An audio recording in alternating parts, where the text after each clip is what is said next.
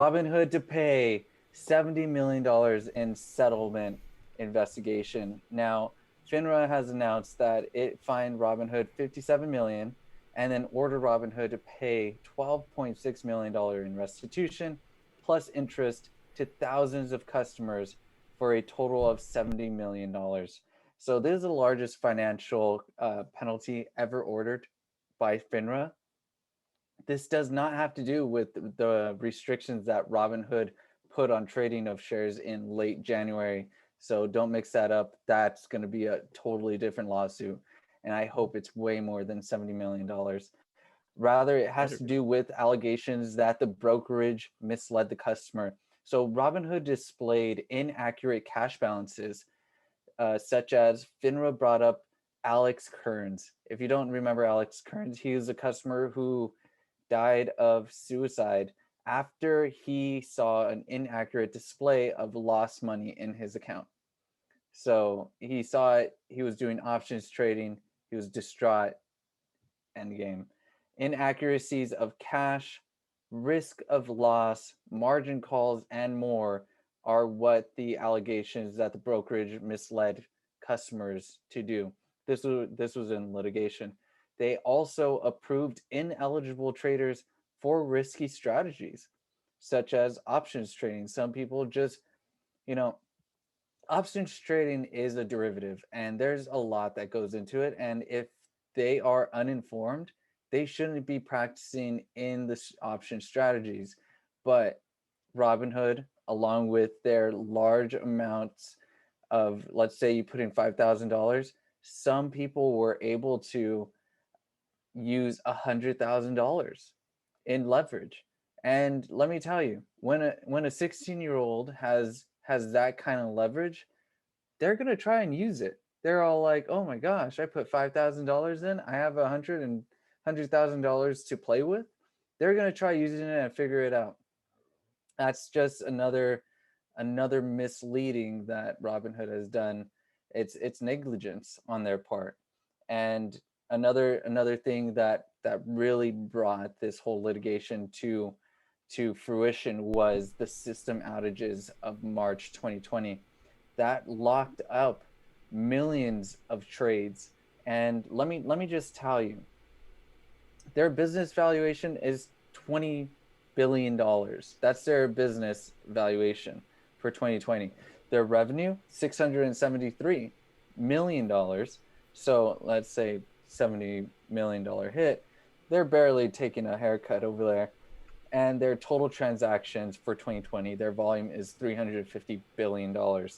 So with 13 million users, if you lock up trades because your system fails, that is money being lost from millions of users. That is just they're not going to bring it back. What, $12.6 million in restitutions? I can guarantee you that there is more lost in the time in which their systems were down because the stock market swings. And some people, most of the time, these guys, Robinhood gives them too much leverage to play with, and they go down fast. So Robinhood neither admits nor denies these allegations. They're not gonna admit any of this. They're just gonna accept the settlement because they don't want to put it on record that they're wrong about this. So they just accepted the settlement. And if this would have gone to court, you better know that they would have paid much more than what was actually than the fine that was put to them in the settlement. So glad to see that FINRA is going after them, but they are still the little guy. I would like to see them start going after, I don't know, against bigger guys that have been doing worse, more fraudulent activities in the market. And hopefully in the coming year we'll see more of this occurring, but that is nowhere close to them, Robinhood, cutting off trades in late January of 2021. So we're gonna see that litigation come through, and you best be knowing that we're gonna be covering it. More to speak on that as it comes up. Yep. And this all is following suit because guess what's happening? Robinhood's IPO is coming up. Yeah, it was supposed to take off this month. They got delayed by the SEC because they are providing cryptocurrencies on their platform, and they don't even know if they want to put that in the NYSE on the stock market with cryptos. So I don't know. I feel like MicroStrategy, who is already on the NYSE, is already a huge proponent for these large institutions to be in crypto, but they're gonna, again, pick on the little guy. Robinhood, they're trying to IPO. They have cryptocurrencies that sell to these others, to the retail investor, and that's why they're delaying it on that. Do I like Robinhood at the moment? No, I really don't. Before I did, because they were giving free trades. They seemed like they were for the retail investor, but we all know that they're actually for the bigger guys. So it's unfortunate, but boo Robinhood, boo. Boo. In other news, which is the same as finance, the reverse repo hit a new time high, so close to $1 trillion. It is at $991.9 billion. That is goodness. all. That is with 90 participants. 90 participants opted in and gave the Federal Reserve $991 billion. And let me tell you, tomorrow morning, they're getting $495 million back in interest for overnight reverse repos. So we're going to be keeping track on this number. A big bank, man. And be your friends. Mm-hmm. And their friends. They have too much liquidity. They don't know where to put it. They're putting it with the Fed. The Fed is giving them a reward for it.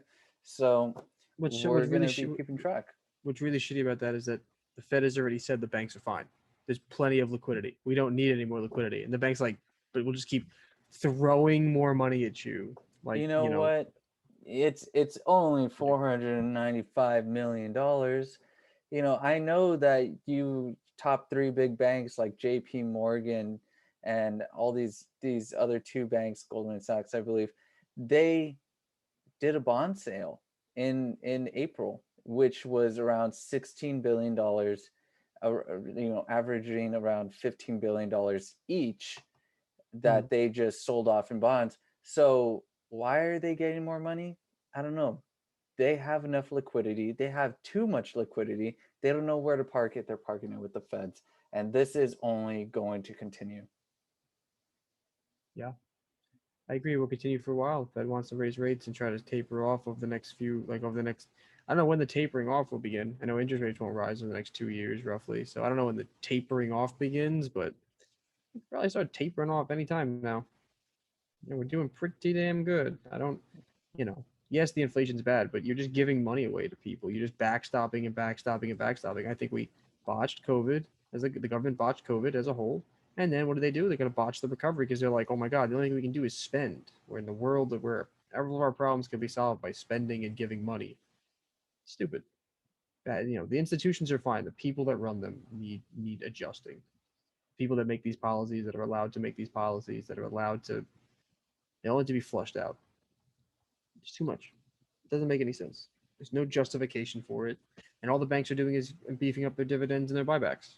They're not giving that money to me and to you guys and your bank accounts. They're just like, hey, we'll buy back our stock. Real nice. Yeah, we'll give up more dividends. Great. And then we'll just keep making more money for returns. Like, really? We just have so much money. Unbelievable. So much money.